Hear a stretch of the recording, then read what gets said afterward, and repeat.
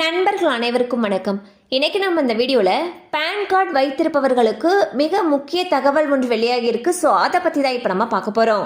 இந்தியாவை பொறுத்தவரையில் வருமான வரி தாக்கல் செய்வதற்கு பேன் கார்டு என்பது மிக முக்கிய ஆவணமாக உள்ளது. இன்னும் பல இடங்களில் பேன் கார்டு தேவைப்படுகிறது.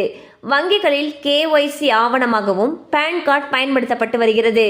இதனால் ஆதார் மற்றும் பேன் கார்டு இணைக்க வேண்டும் என்று மத்திய அரசு அறிவுறுத்தியுள்ளது. அதிக அளவிலான பண பரிவர்த்தனை நடைபெறும் பொழுது பேன் கார்டு கட்டாயமாக்கப்பட்டுள்ளது.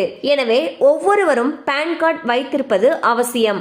இவ்வளவு முக்கியத்துவம் வாய்ந்த பேன் கார்டு சில நேரங்களில் தொலைந்துவிட்டால் புதிதாக அப்ளை செய்து அதனை வாங்கி வைத்துக் கொள்வார்கள்.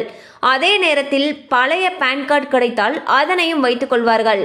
மேலும் சிலர் பேன் கார்டு விண்ணப்பித்து நீண்ட நாள் ஆகிவிட்டது என்று கூறி மீண்டும் அப்ளை செய்வார்கள். இது போன்ற நேரங்களில் 2 பேன் கார்டும் கிடைத்துவிடும்.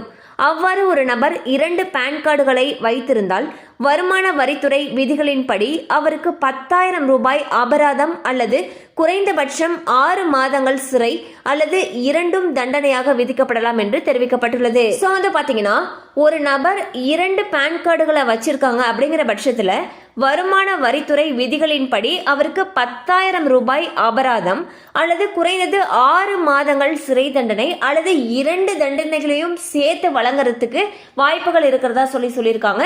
ஸோ யாருக்கிட்டலாம் 2 பேன் கார்டு இருக்கோ அதை ஒன்றை நம்ம ஒப்படைச்சிடணும்னு சொல்லியிருக்காங்க.